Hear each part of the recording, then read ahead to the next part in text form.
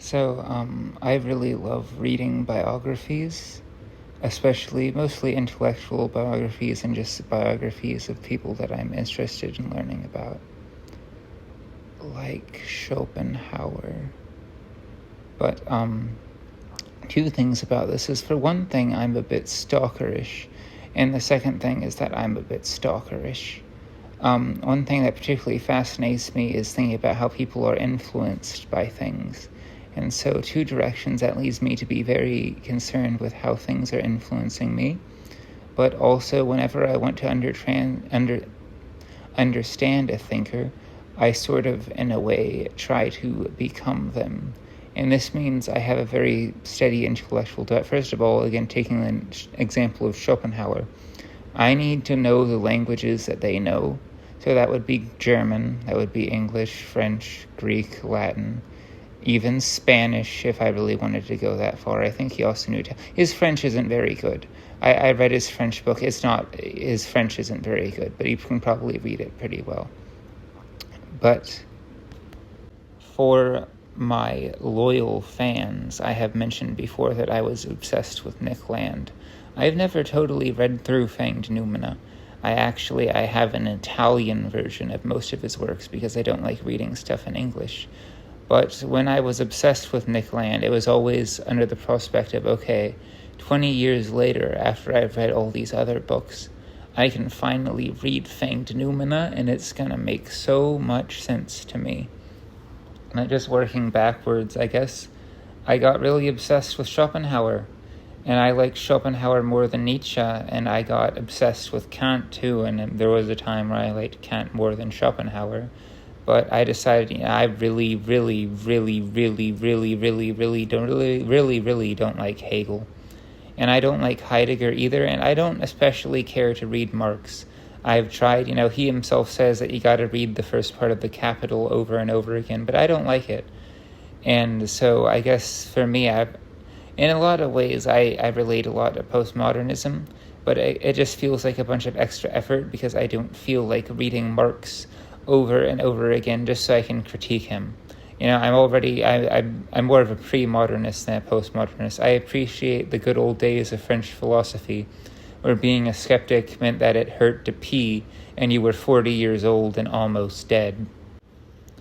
So I've read Lenin, but I have very much neglected the Marxist side of Nick Land and continental philosophy in general. But one thing that I have gotten very into, and this ties into the Schopenhauer, the Nietzsche, is Freud. But that's also not entirely true because I've never read Lacan, and I don't want to read Lacan because somebody that I dislike personally likes Lacan, and I don't want to end up like them because I've been reading Lacan. Strangely enough, because I'm an occultist, I've never really been into Jung either. I think I read some Jung once, but no, I'm a very down-to-earth occultist, and I prefer older traditional sources, but big on Freud, but not even the sort of complicated stuff that the French like. I don't like the sort of id, superego, mother complex, blah, blah, blah, blah. Well, okay, the mother complex is great, and I bring it up anytime anybody mentions Freud because I want to keep the meme going. But my personal favorite works of Freud are his introductions to psychoanalysis, and my personal favorite books is a schizo classic. It's the psychopathology of everyday life. I read a lot of occult texts in my day-to-day life. I read a lot of very, very strange things, but few things make me feel as choco crazy strange town as reading the psychopathology of everyday life. I'm no longer really a psychoanalyst anymore, but just after the practice, because Freud says that the way that you practice and you prove psychoanalysis, that's what we would call a Freudian slip. The way that you practice psychoanalysis is you have to practice it on yourself. And you just, after months of being like, yeah, I'm doing this Freud stuff, you just get used to a pattern of thinking. Though frankly, and as I'm going to show, hopefully, I'm probably not going to show anything, I have renunciated my pattern recognizing monkey brain. I've totally given up on any form of pattern recognition. None, zero. But anyway, much of the psychopathology of everyday life is concerned with what... And no, I'm going to go on another tangent, actually, because I don't think that we know the contents of our own head very well. And part of this, and part why I think this, and part of the reason why I'm kind of skeptical of late Freudianism, is just the variety of theories that people have about things like thoughts and emotions.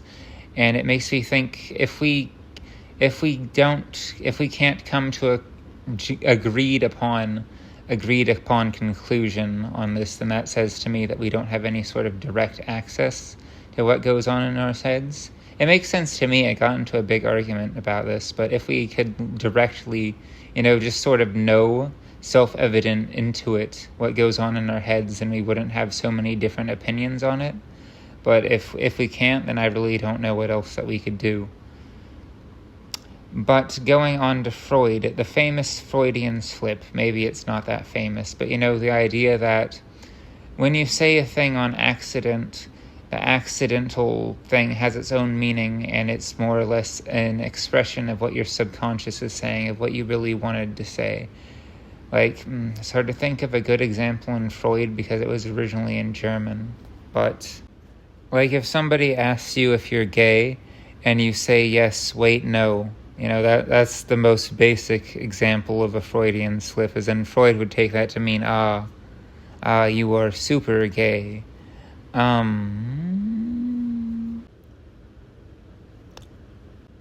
I suppose that this would work when he was talking about, there's a professor who was an expert in, I think it was noses or something like that, and he was asking his students if they understood the lecture.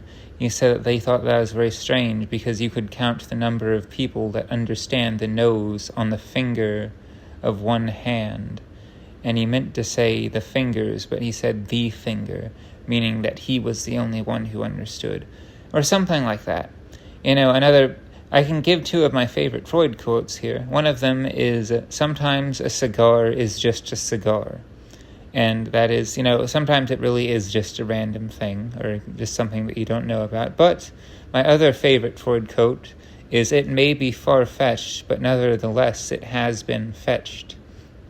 And I think, one of those Freud quotes that I read that changed my life, besides the people want to bang their mothers thing, because actually in high school, there was a woman with red hair who I thought was maybe interested in me, but again, I'm crazy, so she probably wasn't. But I totally avoided her because my mother had red hair, and I didn't want people to think I have a mommy complex. But in his introduction to psychoanalysis, when he's trying to, I guess, bring psychoanalysis into the lens of everyday thinking, he gives the example of, if you were wondering if you had the favor of a lady, you wouldn't expect her to outright tell you, but instead you would look for little subtle signs.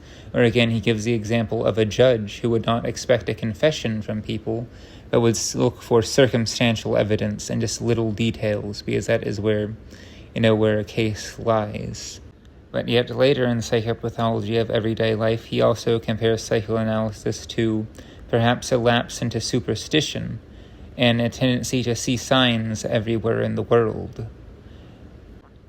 Freud specifically mentions the biblical quote that no sparrow falls from the roof except for with God's special permission. And he gives very deterministic, every action has a cause. He gives the example of how in the military, lateness is not considered an excuse. And he gives the example of how a lady might be upset at you for forgetting a date. Because again, for Freud, forgetting the date would indicate that you just didn't care, or some other thing. The book goes into how people break objects on purpose, etc., as in accidental injuries can sometimes be intentional, subconsciously intentional ways of purging people from guilt. It goes on, and I really recommend the psychopathology of everyday life. Well, I'd recommend it if you want to be a crazy person. I've also had women who probably were hitting. She was sending me pictures of anime girls eating popsicles. She probably was hitting on me, but the way of the Freudian is to ignore the obvious examples and to look only for slips of the tongue. In life, I am rarely as happy as when I embrace my delusions, when I really decide to be schizo. But, I'm only able to do that when I'm most definitely single, and when I'm mostly planning on being single. I will tell everybody now. I'm a Freudian, so I can say this sort of thing. I have one of those made-up sexual orientations. I'm that one. And I guess talking about my experiences, like in the game Song of Saya, there's this guy who has a medical condition that makes it so that every person looks like a disgusting meat monster to him, except for one person, and he just kind of has no choice but to be attracted to them. I have most definitely weirded out my friends talking about relationships. Relationships and psychology are a bit of a hyperfixation for me, a long-standing hyperfixation. Really, I think it's something that's might be kind of good. I mean, I'm very, very concerned about people's lack of knowledge about these sort of things, and I tell them. But I often talk about this particular hyperfixation much more often, because I feel like, well, I'm probably going to get more traction talking about this than I am, say, talking about the Gilgulim from Ezekiel. I think that they're super fucking rad. Or medieval Jewish theology and its relationship to medieval physics. I mean, granted, it's often turned out that people were super interested in these things, but, I just kind of figured, well, okay, relationships are a thing that everybody's talking about, so I'm going to talk about my relationships with this person all the time, and this is the only thing that I'm going to tell them about, and I'm going to kind of compartmentalize that, and they decided I was crazy, but no, I think about these things like this all the fucking time.